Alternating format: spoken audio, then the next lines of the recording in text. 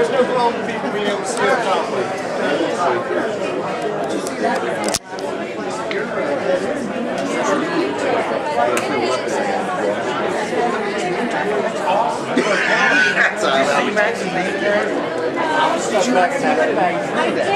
Somebody else, I dropped the ball. I'm just teasing. Yeah, Mark. Now you're making me look bad in the marketing world. And you should call the queen. Now look what you did. That's what I was just getting at. I get one like 8 by 10 put on my back. It's like we're building. I bet that. If I knew her better, knew that she knows that I know. Sometimes I would have grabbed her heart like, yeah, I mean, but she wouldn't know. me very well on sarcasm. I'm not a great word. Like, what's somebody about sarcasm?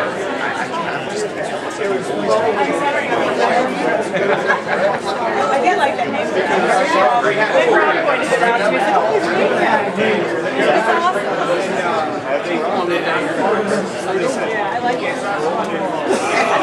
probably program it. You probably don't want him to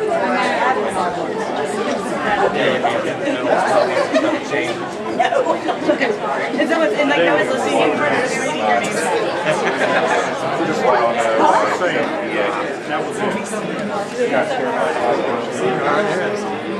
You laying on your back, working upside down, working up. Oh, I keep showing it.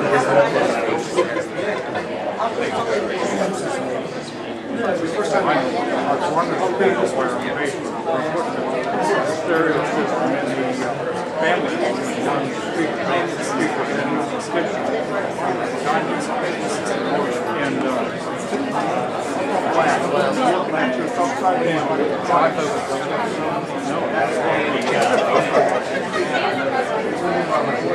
Oh, really?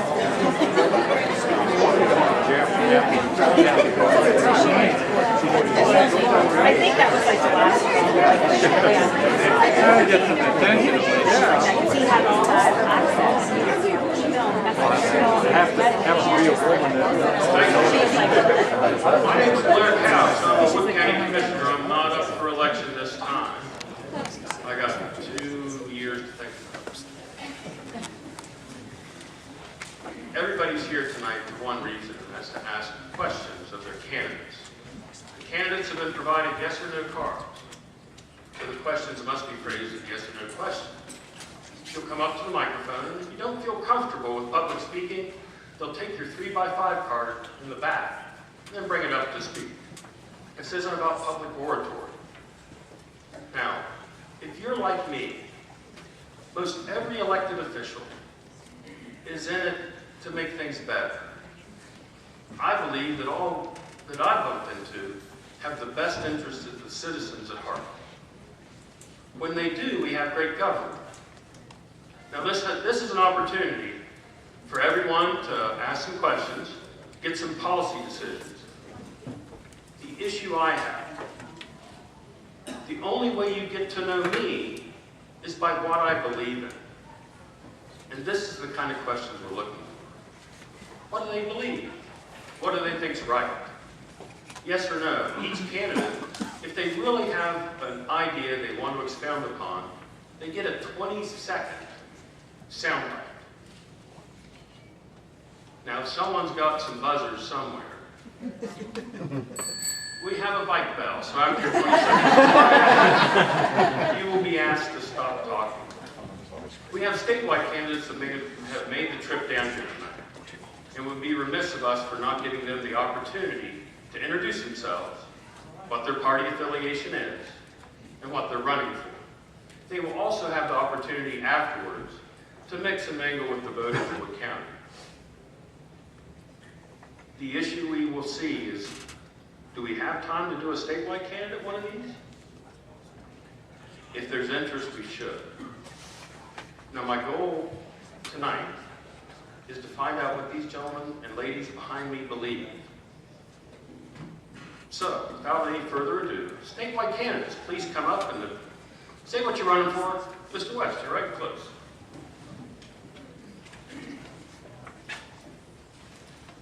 Brent West. I'm running for West Virginia Treasurer on the Libertarian Party too. Thank you. I'm just going to pick the closest ones to start. My name is Jason Visitella. I'm a Democrat, and I'm a candidate for state auditor. The unique thing about me, as far as this room goes, is my last name is not Gator. And I'm not, other than maybe Mike Penny and Mac Warner, I'm not from Wood County. I'm actually a Fairmont native, which is Marion County, and candidate for state auditor. Thank you.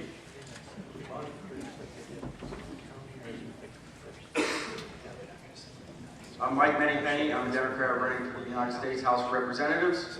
I was a member of the West Virginia House of Delegates for 6 years, where I fought to try to bring balance between industry to provide good paying jobs for West Virginians and trying to bring accountability to make sure that we had a clean environment so those hardworking men and women, when they came home after a hard day's work, they have a clean and healthy environment to live in. So it's a matter of finding balance between the two.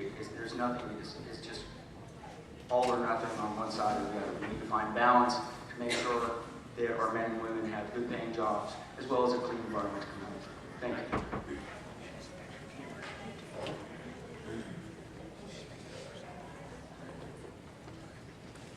I'm David Moran.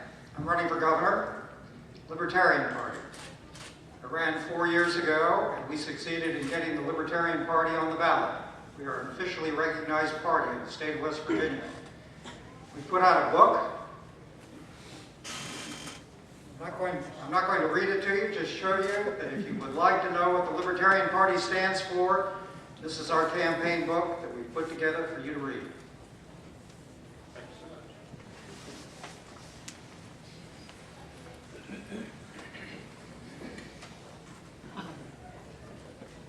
Hi everybody, my name is John Buckley. I'm the Libertarian candidate running for Secretary of State. I'm from Hardy County. I'm a former elected member of the Virginia House of Delegates about 35 years ago. I was in my mid-20s. Only had one term, but I enjoy the give and take of politics, public policy debate, and after this is over, please come find me and ask me anything. Thanks very much.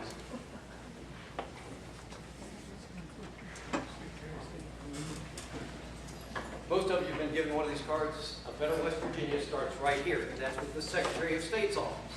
I am Mac, easy to vote, hard to cheat Warner. Okay, that's what I want to bring to the Secretary of State's office. All right? I'm a Republican. I appreciate the opportunity to meet you tonight. I look forward to seeing you outside. Thank you. Any other statewide candidates? Come on down. Glad you could make it. No, we'd like you to come up and tell us what you're running for. You just got here. And it's still raining. No, it's fine. We're just going to just say what you're running for and a little bit about yourself. Okay. My name is Mary Ann Claytor. You try to catch my breath. I'm running for state auditor, the official bookkeeper for West Virginia. And I worked in the auditor's office for almost 20 years, performing financial compliance audits and providing training for local governments. This is actually the county that they brought me in first. If I could not Whip us into shape. Yeah, whip them into shape down here. And I decided to run because I care about the office and the work that's been done there and the impact that the auditor's office has on local governments. I've been working side by side with them over all these 20 years and making sure that I rule with an iron fist and reporting the conditions that I see. But I also have a loving hand of a mother that if I see something that they're doing, I try to talk with them and, you know, try to work out a solution, because I don't think that you should tell somebody what they're doing in error and not offer a solution. So I've always been, to me, a leader in customer service. So I appreciate your vote and your support. And if you want to learn more about me, I have some handouts too. And, We're going to have fun. Stuff like that. Have fun, okay. Now, here's what we're going to do. Okay. When we get done having yes or no, the song and dance portion. Okay. They're going to all go back outside to get their meat on. Okay. All right? Okay, thank Make you. yourself comfortable. Thank you for letting me. Okay, now for the song and dance portion of tonight's show. We'd like to get questions. If you have a policy question you'd like to ask, come up and face the... Oh yeah, we'll go through and hand the mic around. They all get to introduce themselves. Start with this. Well, Mike Easinger, running for State Senate in the 3rd District, the open seat. Good evening, everyone. I'm Angela Summers. I'm running for the House for the first time in politics, and I'm in District 9, which is Anna Border's seat, and Anna had decided not to run. We are sad to lose her as a candidate or as a delegate. She's been wonderful, but somebody's got to do it. So here it is, and I appreciate your support. Shannon Kynes, West Virginia House, 8th District, as a Republican. I'm Bill Anderson, running for the House Delegates Republican, 2nd in the 8th District. I'm currently My name is Donna Bowley. I've served in the state Senate since 1985. Serving for the senatorial district, running for the full 4-year term. Appreciate your support. Matthew Dodrell, running for House of Delegates, District 10. John Kelly, I'm an incumbent candidate for West Virginia House Delegates in District 10. Good evening. My name is Bill Bell. I'm running for the House of Delegates, District 10. My name is John Riggs. I'm running for the 4-year term in District 3 for the West Virginia Senate. Hello, my name is Stephen Rubel, and I'm running for the House of Delegates here in the 10th District, and I'm a registered Democrat.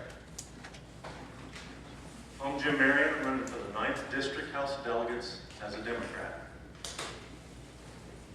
My name is Brad Van Zon. I'm running for the full term District 3 Senate seat, Democrat. Good evening. My name is David Bland. I'm running for the 8th District. I'm a Democrat. Good evening, folks. Bill Merriman. I'm running for House of Delegates District 10. I will be open and available for anybody that has any questions. Thank you so much. Do we have a first question? We are taking written 3x5 cards. And please come up and address the group. Who wants to go first? Can we take a written question? You can get the ball rolling. Oh, here we go. Come on up. This is really for the District 3 candidate for the full 4-year term. Our present representation has been very good to support rural health care in a very rural district. And I would just like a yes and no from any of you, but in particular the District 3 candidates. Can I, as a health care administrator, expect to see that kind of commitment moving forward?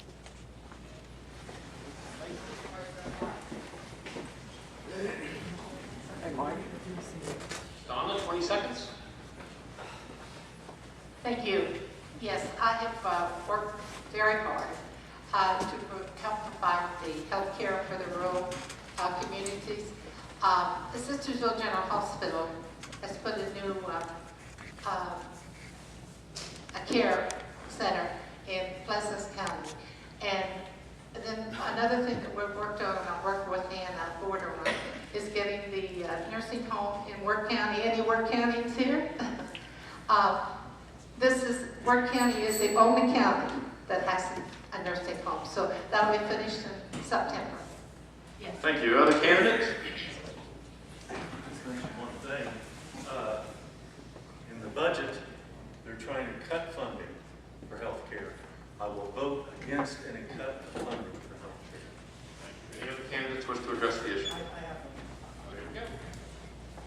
again, John Riggs, Republicans. I have to say that I have to concur with the gentleman that we have to preserve the health care that we have, and we can't afford to cut it, period. And Donna has done good things with what she's been able to establish over the years. Okay. Now the audience, because this is the audience participation portion of tonight's program. Let's see a raise of hands if you'd like to make sure that rural health care is not cut. Those that have the opposite opinion and wish to see it cut back. Very good. Any other? That's it. We can't. Yeah, I'm not doing 20 seconds for you guys. Sorry. I've been overruled. All right. Next question for the candidate.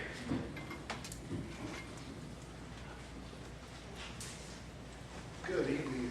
As state treasurer, I have proposed a 20% pay cut for all elected officials. Would you be on board supporting this for statewide elected officials and obviously the local House and the state Senate to help get our budget back in order? Okay, any candidate wants to address their answer? Rebecca. I do it for free. Ooh, we'll remember that. Okay. Question for the audience. Do you support pay cuts for statewide elected offices? Yes. And those that are opposed to it? Okay. Someone else with a good question for the audience.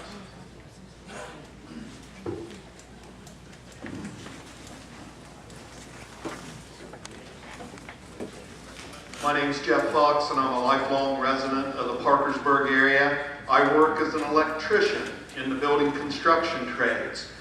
We've built many of the buildings that you see around us here in downtown Parkersburg, including the one that we're enjoying this tonight in.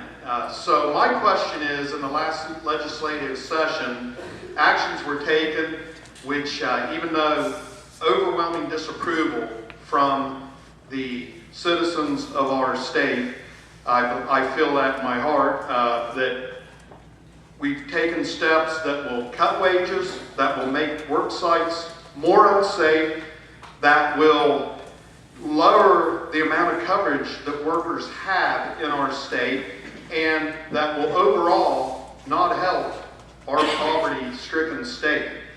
Would you work to repeal the right-to-work law that was recently passed? Thank you.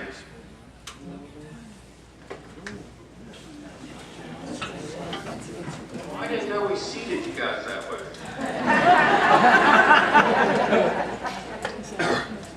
All right, I'm going to just folks that want to address this. Thank you, Glenn. That's probably one of the most difficult moves that I had to make last year.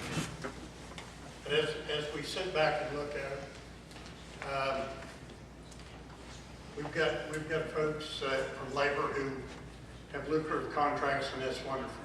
If I was in labor, I would want the same kind of contract. I'm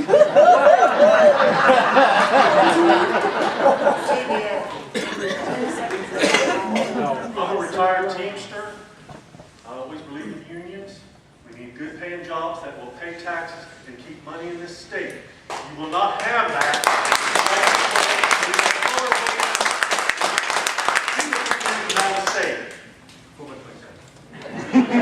All right, we got another one.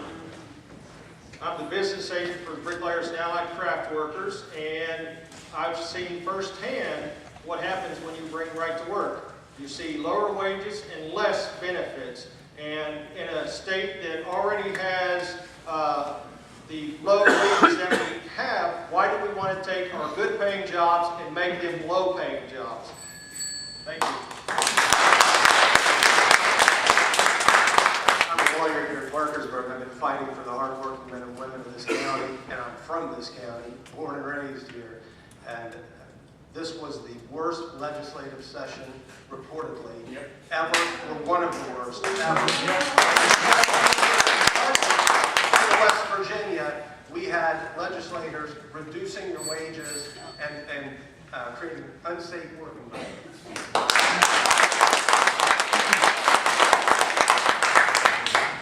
Anybody that believes, as a precondition for having a job and supporting a family, you should be forced to give to Barack Obama and Hillary Clinton, you are dead wrong and you are nuts.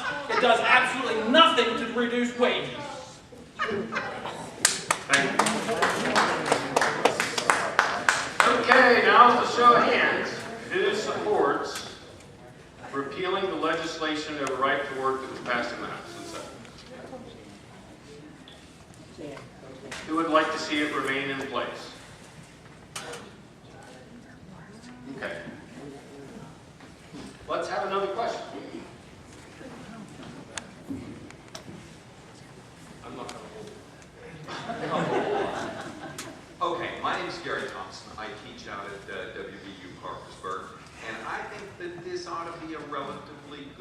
follow-up to the question that Jeff just asked.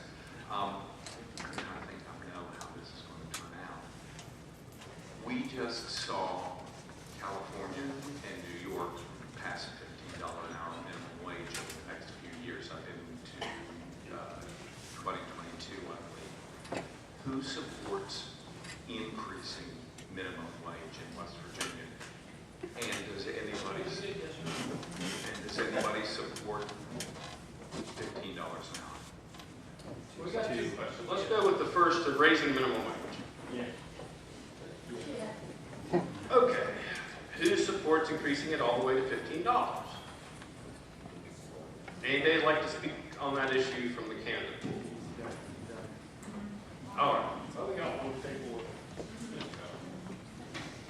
If you'd also notice in those states, they are also introducing at McDonald's and a few of the others, you now have fully automated picture screens where you can make the order. So you have completely eliminated the person from the job at $15 an hour. Okay, from the audience. Who supports raising the minimum wage? Who supports raising the minimum wage to $15? Who supports leaving the minimum wage alone? It's a mix. All right, let's have another question. Come on down. We got this one, and we'll bring you up next. During the past session, there was a bill introduced to Senate, SB 267. This bill would take the current process of removal of some elected officials and make it 10 times harder. This bill passed both House and Senate, having just going through this process here in Parkersburg and me, myself, gathering signatures, I found people afraid to sign the petition for retaliation. 70 to 80% of people told me no because they were afraid of their employment.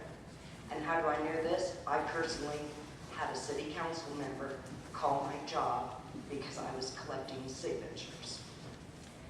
I can vouch for all of that. Also, my question to you would be, would you introduce and support legislation to reverse SB 267 and give citizens back their voice? Anybody wish to speak to that? Going down here first, Kelly. Get your question figured out. As you saw, I didn't vote yes or no. I think the proper way to get rid of an official is vote him out of office. If you don't think he's doing the job good, vote him out of office. Don't leave these officials in office when they're bad, or if you think they're bad.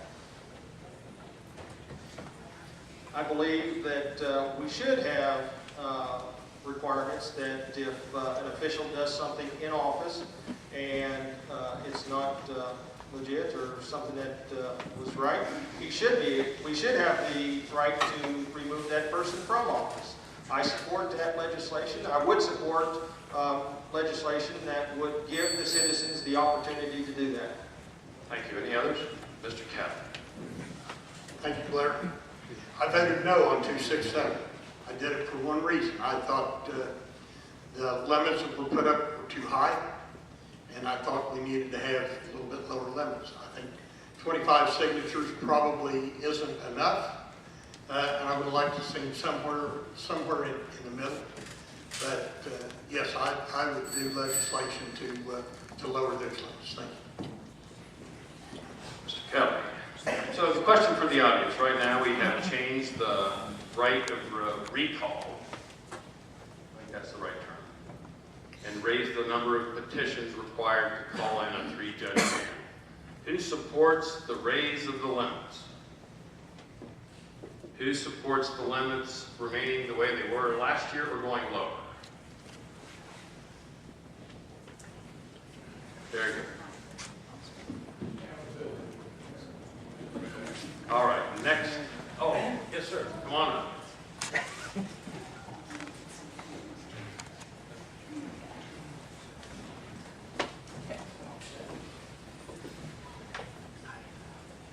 My name is Larry Fout, and I work with a couple individuals in the audience behind me on the drug awareness program. Yes and no, 2 questions. One, how many of you will support stronger laws on the heroin and the illegal drugs in this state? Second part, how many of you will step forward and put a testing program in for anyone on assistance in the state of West Virginia?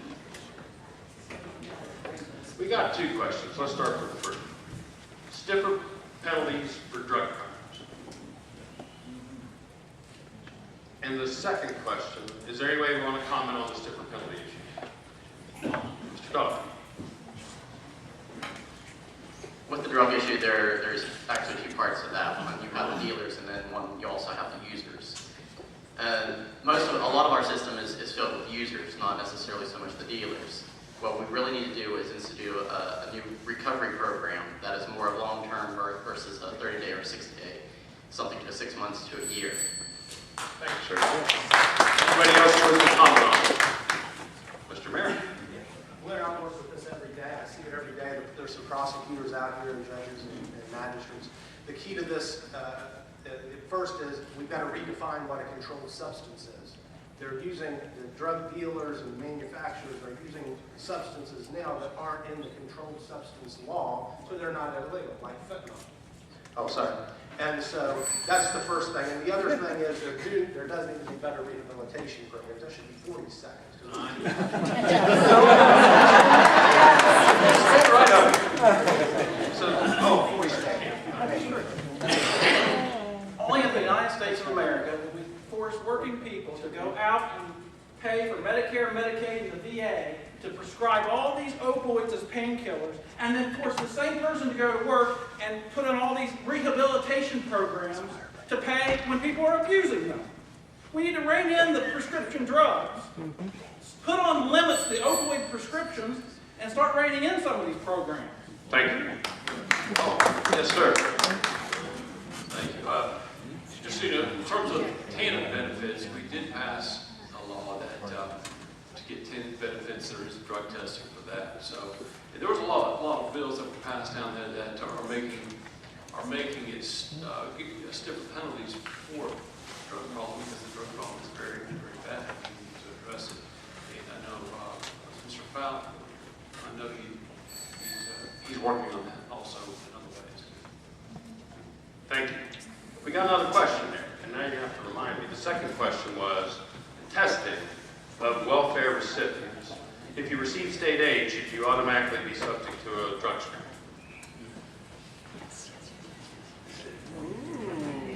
Anybody wish to speak to that issue? Mr. Bell. The current proposed legislation only allows for some to be tested. Either do it for none or do it for all. Make it fair. Thank you. We'll walk our way down the line. Being poor does not mean you're on drugs. And that's what you're insinuating when you say that we should drug test people on welfare. Being poor is not a crime. It's not anything to do with being on drugs. It's because we don't have good paying jobs in West Virginia. Yeah.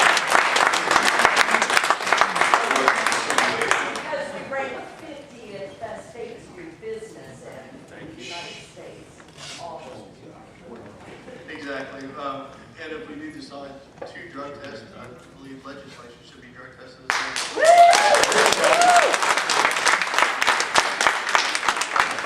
All right, we've heard what the candidates say. So, we have a 2-part question.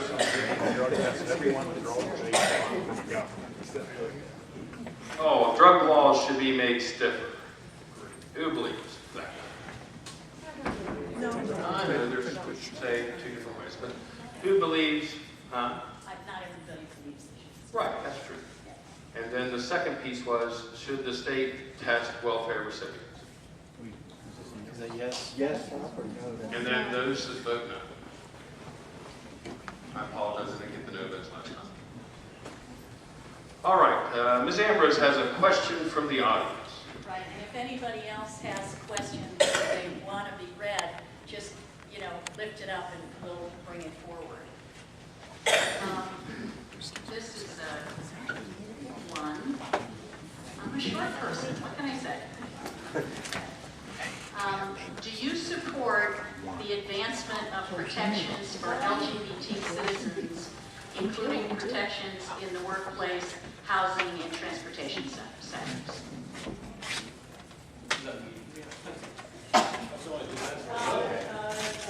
Okay. The question was, do you protect the men?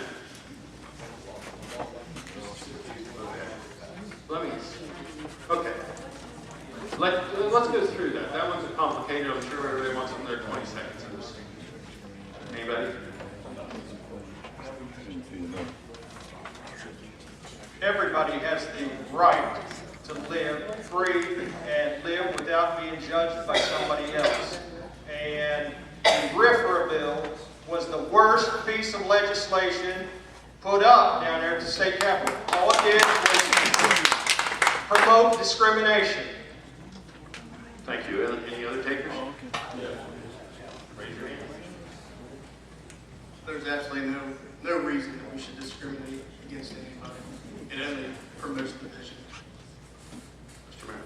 I agree. There should not be a discriminatory bill anywhere, in any law. For instance, should we have people that are on public assistance drug tested, there shouldn't be a bill that allows discrimination. If you're going to drug test one, you're going to drug test everybody. There shouldn't be a law that says that one gender or sexual orientation is favored over another one. Everybody should be treated fairly and the same.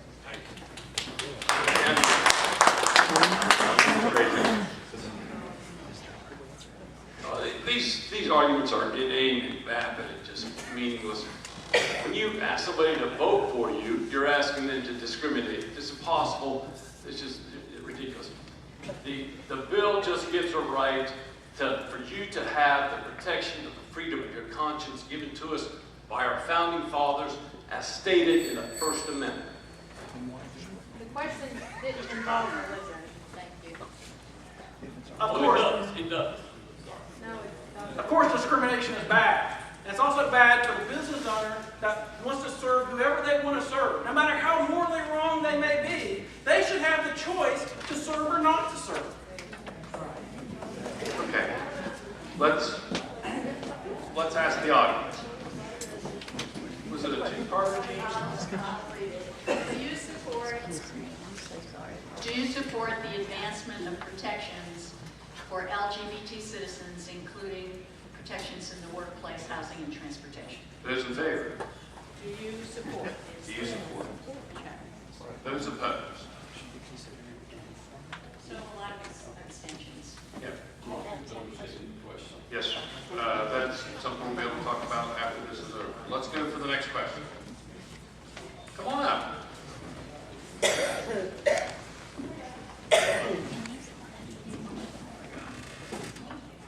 Hi everybody, my name is Amanda Schultz and I am running for the Board of Education in Pleasant County. I'm just wondering about what is your stance on Common Core? Yes or no? A favor or against it? Sorry. Those, question is, are you in favor or against, well, are you in favor of Common Core in the schools? Okay. Now, people want 20 seconds. It's not going to be a 20-second answer, is it? Well, Donna raised first, and Mr. Kelsey. I would just like to say that a bill that was passed unanimously for the Senate and the House to repeal Common Core passed. We thought we had it gone. The governor vetoed it. Yes, I was one of the sponsors of House Bill 4014. We had to work pretty diligently within the Education Committee to get it on the floor. We got it on the floor, we got it passed, we sent it to the Senate, and the governor vetoed it. We didn't have time, we weren't there to come back and do anything with it. Looks like it's going to come back again next year. But that was a pretty heavy bill. Thank you. Mr. Bell. As someone studying to be an educator, as someone who is making lesson plans for kids, Common Core is a waste.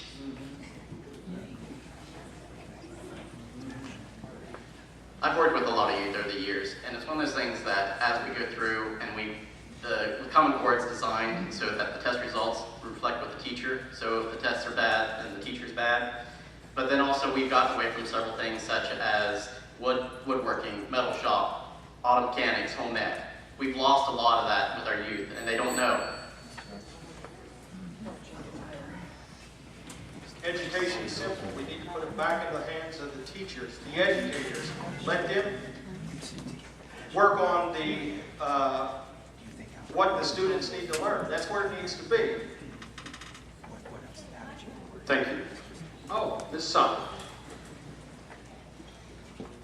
All right, Bill HB 4014 was passed by this legislature. Out of 134 legislators, there were only 4 in West Virginia that voted against it, and our governor vetoed it. It is clear that the people want rid of this, but we have an unaccountable, unelected state board, and the governor is a puppet to them. We've got to get rid of them. Those who support keeping Common Core in the schools. Those who oppose. I think that's overwhelming. You ready for the question? Come on. You're next. Sam Henry.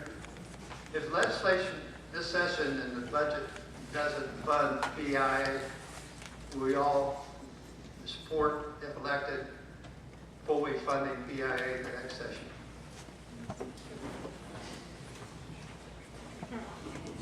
Support for funding of PIA. Who wishes to address that?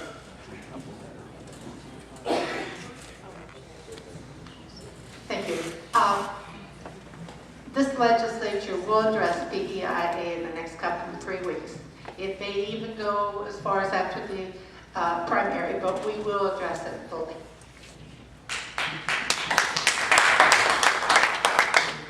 I just want to say this.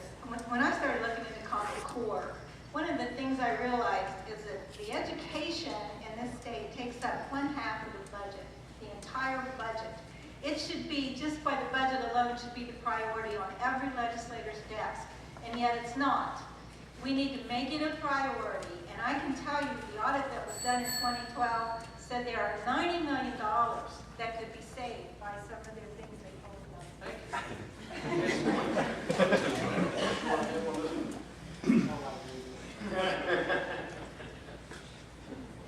This legislator had 60 days to address the PEIA issue, yet they failed to do that. They took that 60 days to attack workers, voters, taxpayers by reducing your wages and your benefits.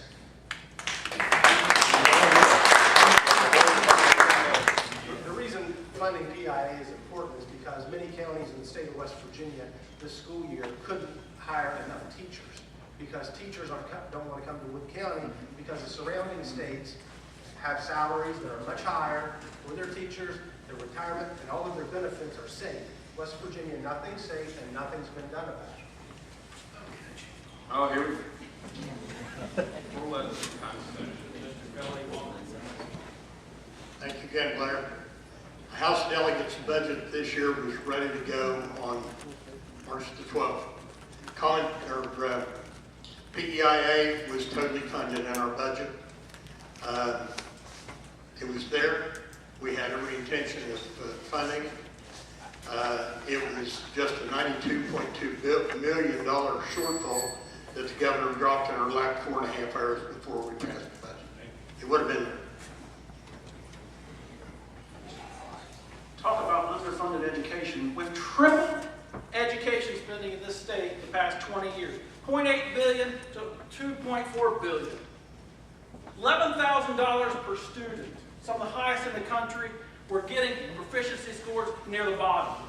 We can't keep letting our kids fail. We need to uproot this system and make massive changes. Mr. Bell. Mr. Kynes, I respectfully disagree with you. If you cut education, kill the future of our state. Why don't we do a legislative audit and find where the wasteful spending is?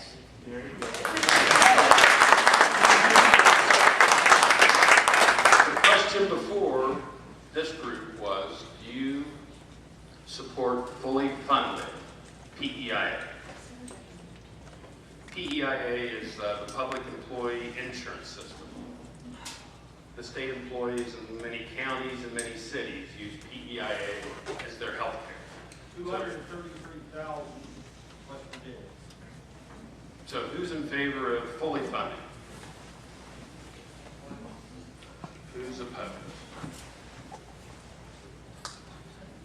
You're ready.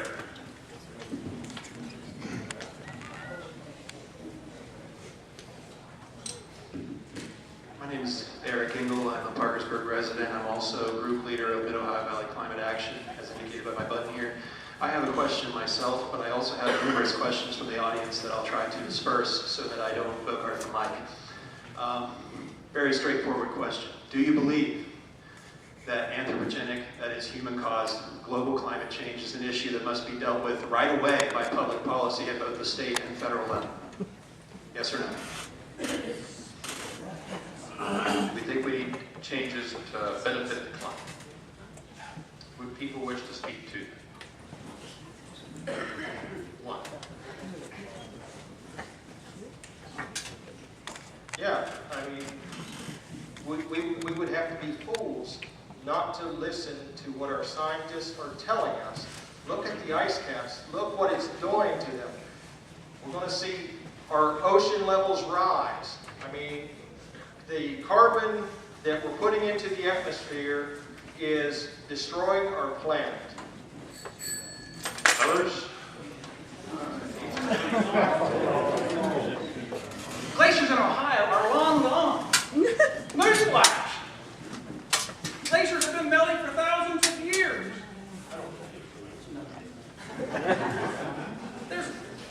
They've predicted, the IPC has predicted all this climate change. It hasn't turned out to be true over the last 20 years. There are climate models that keep tinkering with them. And it's nowhere near proven by real science. All right. Next up. Audience. Oh, I want to ask those. Okay. Who amongst you support changing rules and regulations in the state of West Virginia in support of trying to combat climate change? Who are opposed? I don't think that's the right way. He wanted legislation, right? Public policy legislation. Public policy legislation. On man pause. Okay. Can you clarify that question? Do you think rules and regulations at the state level for these candidates to introduce legislation that would be primarily based on impacting climate change? Are you for the legislation to change the rules and regulations that are designed to combat climate change, meaning pass laws that would make the greenhouse gas less or diminish a variety of other issues? Are you in favor of the legislation to try to save the climate? Okay. No. Well, I mean, you can split hairs here. But who's opposed to changing laws, introducing legislation that would make it more, that would, it's a difficult subject, and I'm really not one. Curbs global climate change. So the legislation that would potentially come out of it is a variety of things, and it's up to your own imagination what that would be. Are you against legislation that would impact the energy industry in West Virginia or change other rules? Okay. I don't think we're going to drill down to that one. But come back up, Eric, and give us an easier one.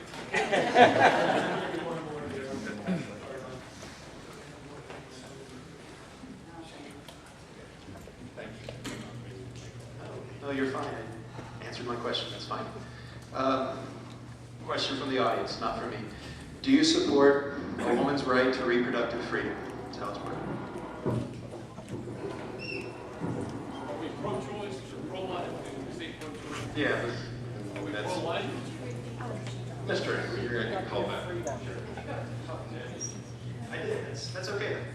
Do you support a woman's right to reproductive freedom? Let's say a woman's right to choose. Well, I think they were looking for basically yes or no with a 20-second elaboration, sure. Are we pro-choice? Yes. We believe a woman has a The right. question is, are you pro-choice, yes or no? Those that wish to elaborate their answers. Mr. Bell. I am pro-life except in cases of rape or incest. Any others? The only people who should make decisions on women's health are women and their doctors. It should be between the woman and her physician what's right and what's wrong for her.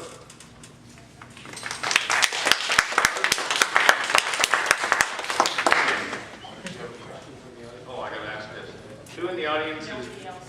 Nobody else? I didn't see anything. Who in the audience are pro-choice? Who are the audience are not? Okay. Yeah, people don't want it. That's an interesting issue amongst a group.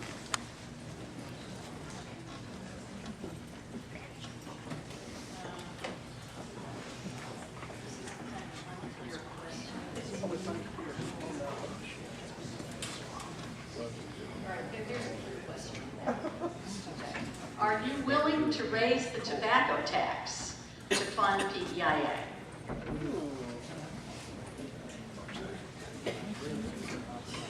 Anybody would like to elaborate on that? We have doubled state spending in this state in the last 20 years. Why? There's no room to cut. We're going to keep passing more and more taxes on the working people. 5-year period, 2009 to 2014, over 12,000 0 to 59-year-old individuals left this state. 60s and over, 57,000% increase. The young people are being forced out by higher taxes and no I opportunity. can't get a question out of this. Donna, It's right, very well, we have unclear. So help me with whoever. I need a I'm a clear civil question. for 31 years. I've never voted for a tax increase, but with the budget the way it is, with the loss of the co-severance tax, we're going to have to look at increasing taxes, cutting, and using rainy day fund to get that back budget. Ms. Sun. It was $9 million they could have saved. And still on education, there are, when they hired Martirano, they spent $43,000 hunting for somebody. Then they hired him at a $30,000 increase over the prior state superintendent. Then he turned around and hired 2 sidekicks at $215,000. The highest paid guy in the state for the superintendent. We need to clean up that issue. Yes, sir, Mr. Andrews. This year's present budget is $270 million out of balance. Projections on the budget for the next 3 years is plus $400 million out of balance. Something is going to have to be done to address the structural imbalance in our budget. The question is what we choose to do, but we're going to have to do something.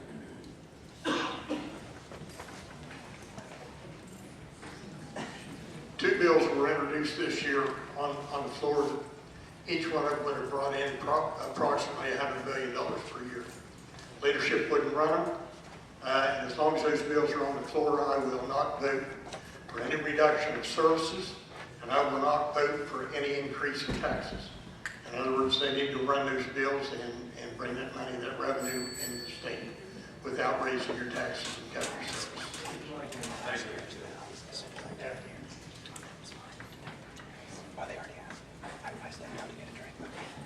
I believe cutting the corporate tax loopholes would help our state. Jim Justice himself said that giving him a tax break for more coal didn't help at all. So we could look into that. Okay. I lose track of the question when I'm listening to the answers. Should we raise tobacco tax by $1? Was there a... Tobacco tax to cover, help cover PEIA. Yes, Yes or no? Let's go with the yes. Who would like to see the tobacco tax increase to cover PEI? Okay, those against. You know, that just begs the question. As I watched them and watched the budget struggles, I thought, the right line, you want to go down there and try to tackle those. But I'm glad we have good people willing to serve, because if we didn't, it would not be able to. One more audience question. Thank you.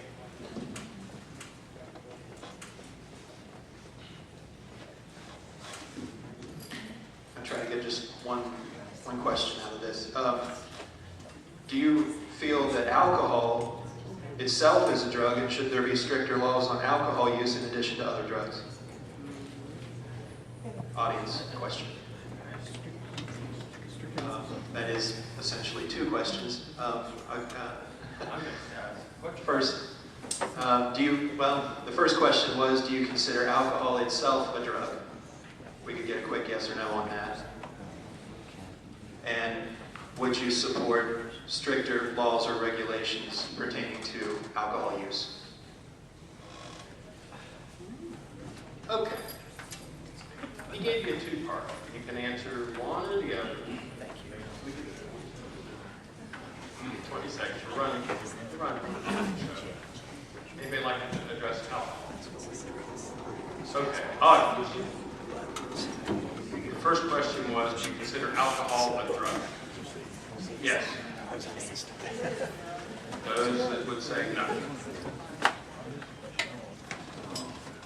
Does the audience believe in increasing alcohol restrictions? What was the law? Laws or regulations. Laws of regulation of alcohol. Do you see them increasing? More strict laws on alcohol, basically. Okay. Any other questions from the audience? Come on. I have the same question, but with marijuana, given that one year in support efforts or to either legalize or decriminalize marijuana. Legalize or decriminalize marijuana? Yes or no? Let's go with legalize. Okay. Let's go with decriminalize. And I'll throw a third in from the audience. Who's in favor of medical marijuana? Who would like to tell us about their policy on marijuana?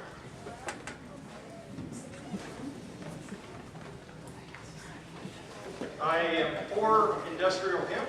I think there's a lot of products that can be made out of it, a lot of uses for it.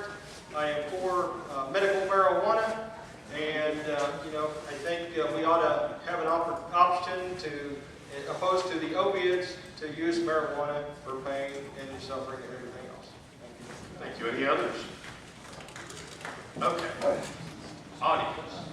We'll do three of them. Who's in favor of legalizing marijuana? Who's opposed to legalizing marijuana? Who's in favor of decriminalizing marijuana? Opposed to decriminalizing marijuana?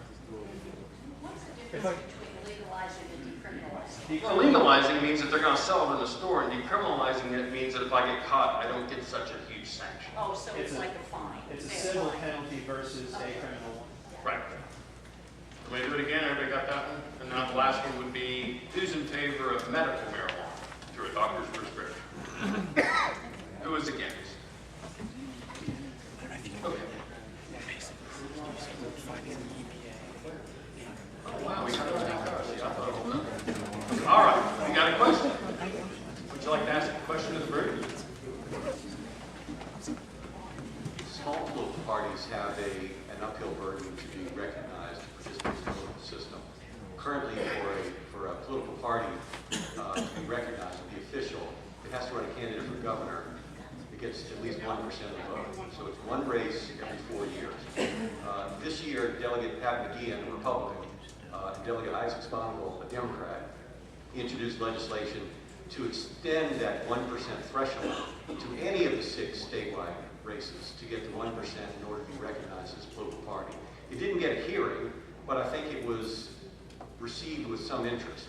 If you were elected to the legislature, would you support efforts to allow to extend that 1% so that smaller political parties could have a better opportunity to participate in the political system. Okay, anybody like to address that? Now, I'm going to explain my ignorance very quickly. If you would be so lucky as to gain more than 1%. Well,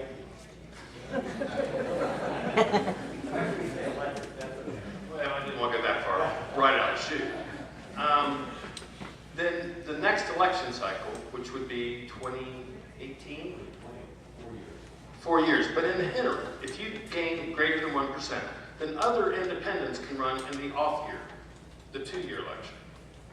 Others of the same political party. Others in the same political party. That's in place now. Right. But if you don't get 1% next time, then it's no good. If you don't get 1% for governor this year, you will no longer be a political party, you don't get the ballot access. Okay. So anybody want to change their answer upon clarification? I would change mine. I sit next to Pat. Would you like to speak? I sit next to Pat McGee, and he's always right. So there's very few things I disagree with Pat on. But I misunderstood the question. I think I would support what you said. Thank you. Mr. Anderson. Historically, third political parties or smaller political parties have driven change and promoted additional discussion within the political system. Anytime that happens, it's healthy in my experience.